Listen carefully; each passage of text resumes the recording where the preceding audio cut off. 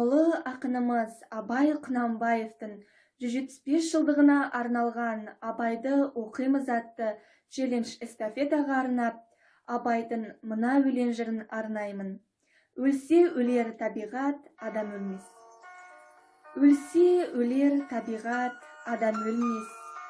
Ол бірақ қайтып келіп ойнап күлмес. Менімен менікінің айырылғанның, өлді деп ат қойыпты өңкей білмес. Көп адам дүниеге бой алдырған, бой алдырып аяғын көп шалдырған. Өлді деуге сияма ойландаршы, өлмей тұғын артынан сөз қалдырған. Кім жүрер тіршілікке көңіл бөлмей, бақи қоймас фәнидің мінін көрмей.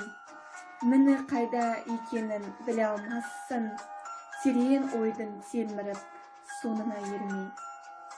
Дүниеге дос ақиретке бірдей болмас, екеуі тап бірдей боп орныға алмас. Дүниеге ынтық, махшарға амалсыздың, иманын түгел деуге аузым бармас.